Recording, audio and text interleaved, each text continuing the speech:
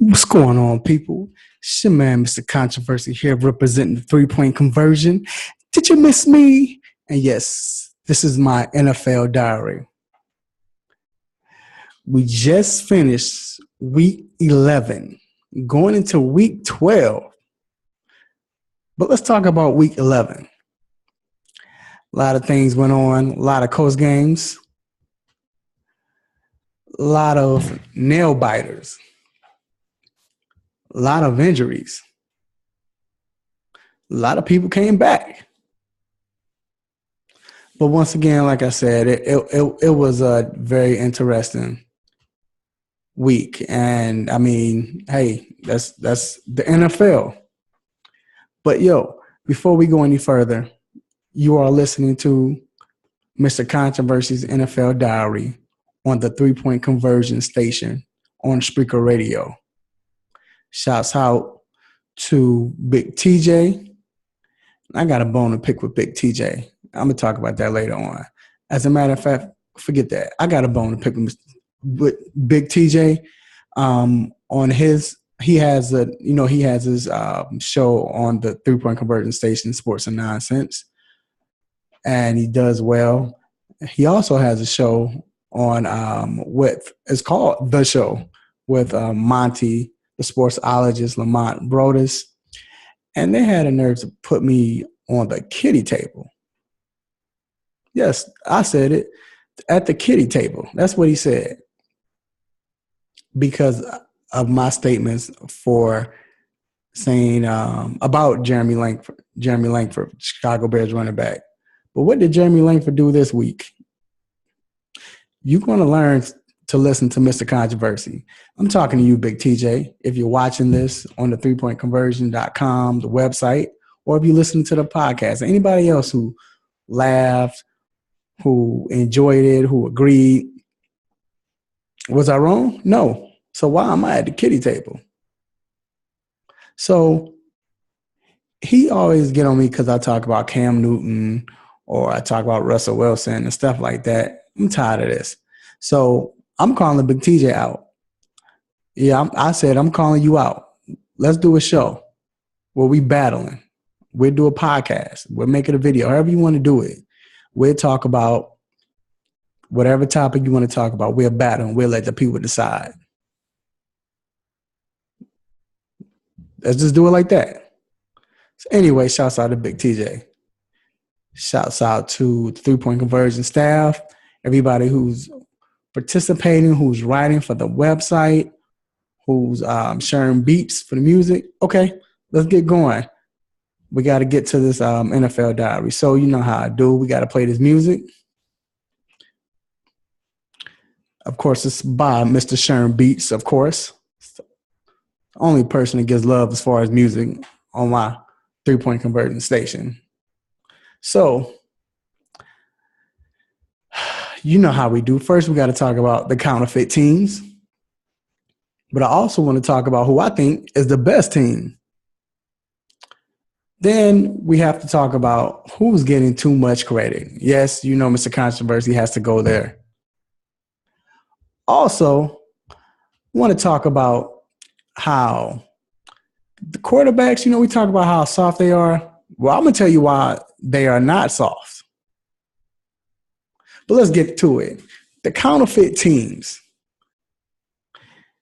Okay, I got to catch the beat.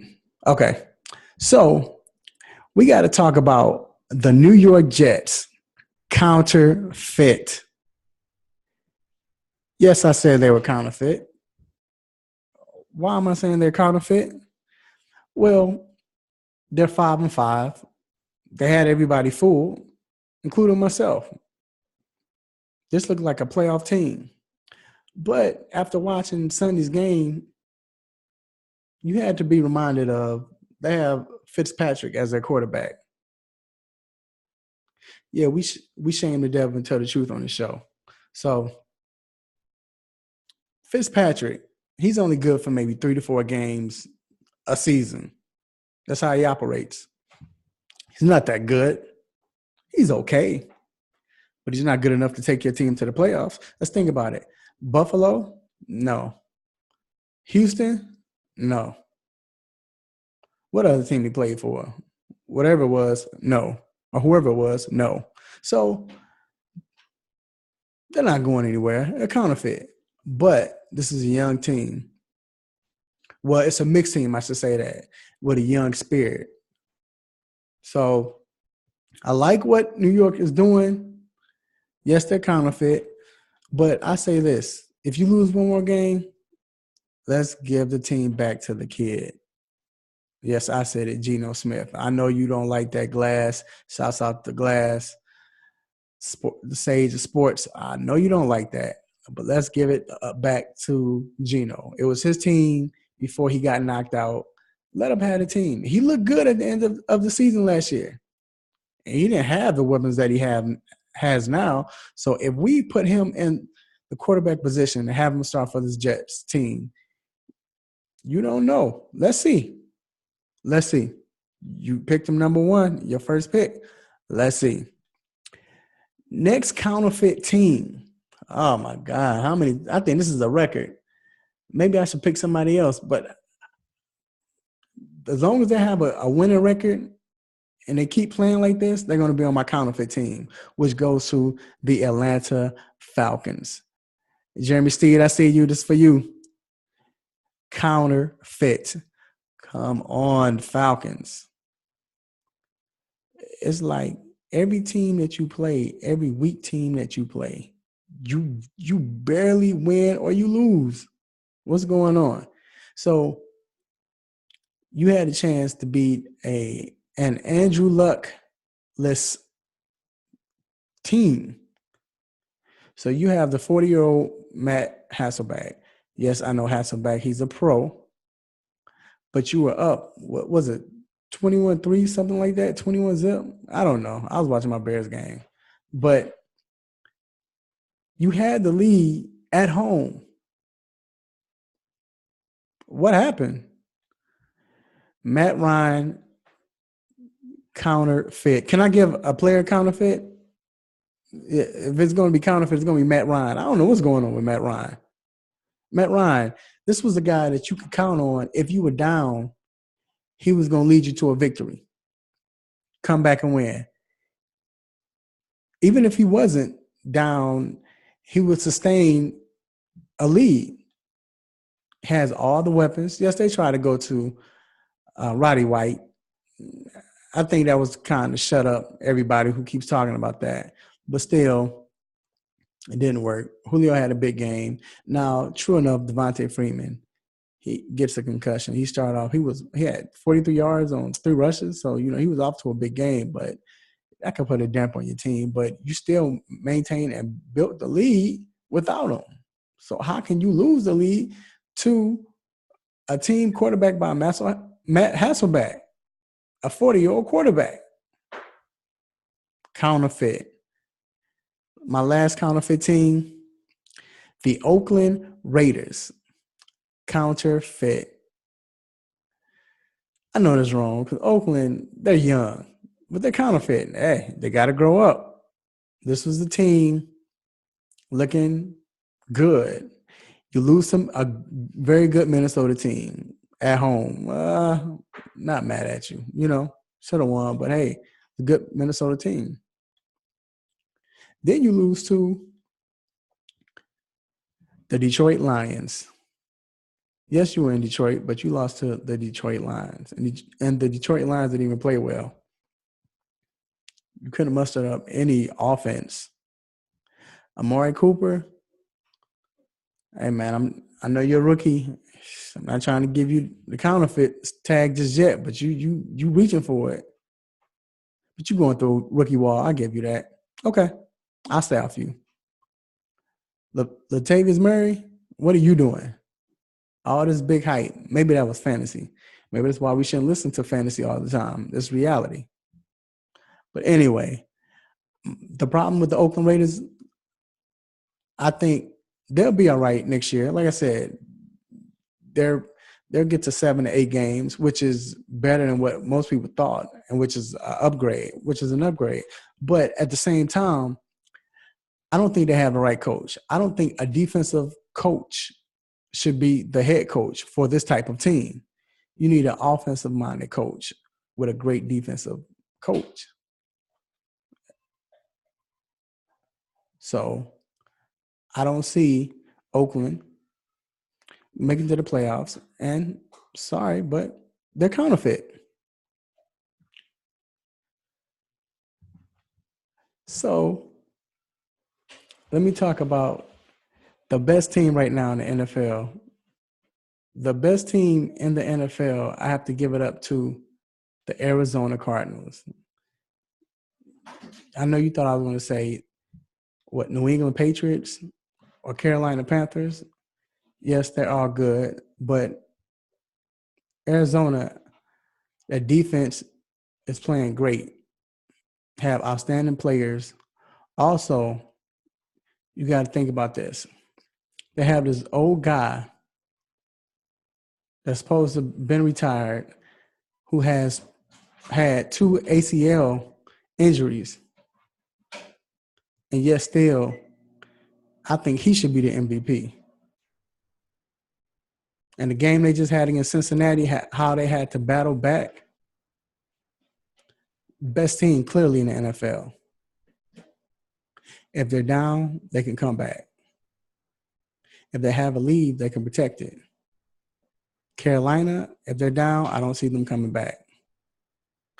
Some people might say, well, they won't get down. But still, if they're down, it's the NFL. If they're down, I don't see them coming back. If New England's down, I can see New England coming back. New England's a great team, but I just think Arizona can beat that team. All right, so I got to talk about who's getting too much credit. So the first week, it was Cam Newton. Last week, it was Jeremy Langford. Who am I going this week? Mr. Brock Osweiler, if I said his name correctly. And I'm tired of this dude, not just because he beat us, but I'm tired of everybody picking on him. Not picking on him, but picking him to be this great savior. No, Peyton Manning just is horrible right now. You put any other quarterback in this offense with Demaryius Thomas, with inspired, not Vernon Davis, inspired Vernon Davis, but also think about this.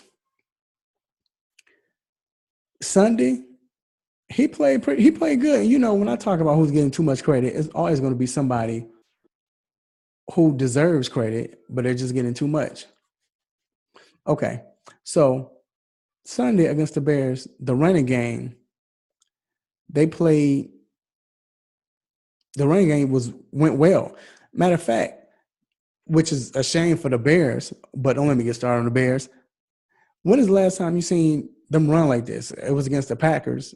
But besides the Packers, they hadn't ran well all year. But all of a sudden, they want to run well. Hilliard come in and run for over 100 yards. Like, what the heck? Even the fantasy bust of the year, Mr. 22, I'm not even going to say his name. The backup running back, I'll say that. He comes in and he gets 60 yards. Like I said, Brock threw 2 touchdown passes. One, a 48-yard to Demaryius Thomas off a blown coverage, but he got it there. He played a very good football game. I'm not saying he doesn't deserve credit, but he's getting too much credit. If he didn't have the running game, don't see them winning that game. They put up 17 points. Like I said, that's a lot to come behind a legend, but at the same time, it's because he played for somebody that's looking horrible, probably the worst quarterback in the last 5 years. Manning looked worse than Sanchez when he was with the Jets, even after the butt fumble. But anyway, that's my player who's getting too much credit. And now I have to talk about these quarterbacks. Everybody wants to say that the quarterbacks are soft. I guarantee you, if you take a running back most wide receivers, cornerbacks, some D linemen, and 70% of linebackers. Well, I say 50% linebackers are tough. But you take these players from these different positions and have them play at the quarterback position to where you're standing inside of a pocket. Yes, people are blocking for you, but you're vulnerable. You most of the time you're not protecting yourself. You're not bracing for a hit. You're getting blindsided as a hit, with the hit. When you're throwing the ball, your arms cocked back, you have no protection. They coming under your arm, your head, full speed. And what happens? They get back up and do it again. Tom Brady against the Buffalo Bills. Yes, tonight. Got drilled, got killed, but he kept getting back up. Quarterbacks are not soft. They're not soft. They're courageous. You say, oh, Mr. Controversy, you tripping. How am I tripping? Like I said, again, quarterbacks, they're playing a position where people are flying at them where most of the time they can't brace for the hit. They don't see the hit coming. They don't see the blindside hit. As they're standing in the pocket, once they release the ball, they know they're going to get hit. You know when they're going to get hit? They still release the ball in a vulnerable position, not bracing for the hit. Okay, wide receivers go across the middle. You're right. But most wide receivers most of the time they get the brace for the hit. Most of the time. Running backs, they're bracing for the hits. And I'm not saying these positions are soft or they're weak. I'm not saying that. I'm just saying stop saying quarterbacks are soft because they're not. You stand in the pocket and let everything come flying at you, not knowing where they're coming from. You can't brace for the hit. Stop it. Oh, and let me talk about this real quick. A lot of people was talking about how Jameis Winston sucks. I'm not even going off one game. But this guy is a leader. He's producing wins. They're 5-5.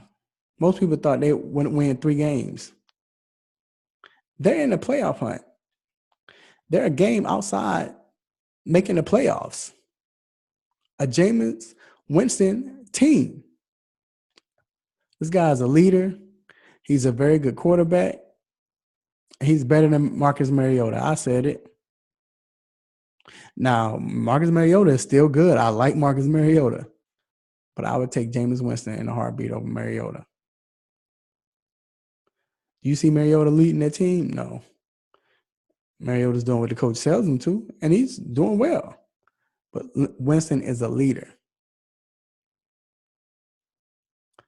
One thing about a quarterback and about a team is when you're down. I'm not talking about when you're down by 12. No, I'm talking about when you're down, when your team is down and out. You play horrible a couple of games. But to bring that team back and win these big, close games, close games, and the way they do it, it could be ugly, it could be great, but they win. And he brings that team together, that energy. That's what you call a great quarterback. He's not great yet, but I believe one day he's going to get there. Now y'all talked about he's sorry. He sucks. Oh, well. So, yes, it's been a short Mr. Controversy's NFL Diary. I want to say have a safe, happy holidays. Have a great Thanksgiving. Eat too much. Enjoy football. Enjoy that upset by the Chicago Bears. And hey, man, I hope everybody have a great time. Check me out on Twitter at Mr. Controversies Mr. Controversy 21. Also, subscribe to the 3-Point Conversion YouTube channel. Make sure you download the Spreaker app, Spreaker app, and then follow the 3-Point Conversion station. Then make sure you go to the 3-Point Conversion website, where you can go to it on the 3pointconversion.com. Shouts out to everyone. I'm not even going to mention anyone, just everyone. I'm out. Peace. Will you miss me? I'm out.